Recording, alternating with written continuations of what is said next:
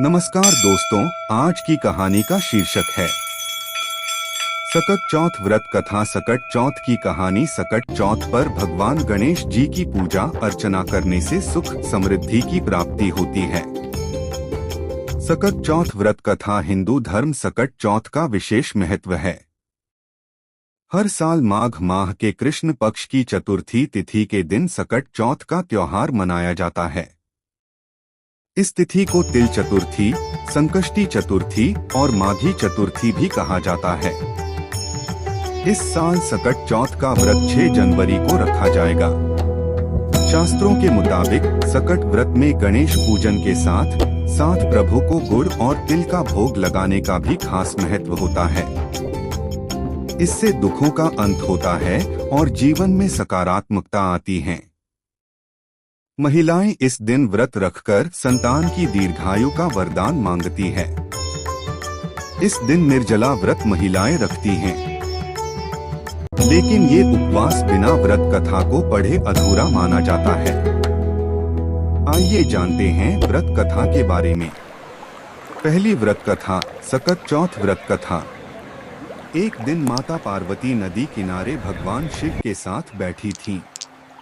उनको चौपड़ खेलने की इच्छा हुई, लेकिन उनके अलावा कोई तीसरा नहीं था जो खेल में हार जीत का फैसला करे। ऐसे में माता पार्वती और शिव जी ने एक मिट्टी की मूर्ति में जान फूंक दी और उसे निर्णायक की भूमिका दी। खेल में माता पार्वती लगातार 3 से 4 बार विजयी हुई, लेकिन एक बार बालक ने गलती से माता पार्वती को हारा हुआ और भगवान शिव को विजयी घोषित कर दिया। इस पर पार्वती जी उससे क्रोधित हो गईं। क्रोधित पार्वती जी ने उसे बालक को लंगड़ा बना दिया। उसने माता से माफी मांगी, लेकिन उन्होंने कहा कि श्राप अब वापस नहीं लिया जा सकता, पर एक उपाय है। संकष्टी के दिन यहाँ पर कुछ कन्याएं पूजन के लिए आती हैं। उनसे व्रत और पूजा की विधि पूछना। तुम भी वैसे ही व्रत और पूजा करना। माता पार्वती के कहे अनुसार उसने वैसा ही किया। उसकी पूजा से प्रसन्न होकर भगवान गणेश उसके संकटों को दूर कर देते हैं। दूसरी व्रत कथा। राजा हरिश्चंद्र के राज्य में एक कुम्हार था। वह मिट्टी के बर्तन बनाता, लेकिन वे कच्चे रह जाते थे। एक पुजारी की सलाह पर उसने इस समस्या को दूर करने के लिए एक छोटे बालक को मिट्टी के बर्तनों के साथ आवा में डाल दिया। उस दिन संकष्टी चतुर्थी का दिन था। उस बच्चे की मां अपने बेटे के लिए परेशान थी। उसने गणेश जी से बेटे की कुशलता की प्रार्थना की।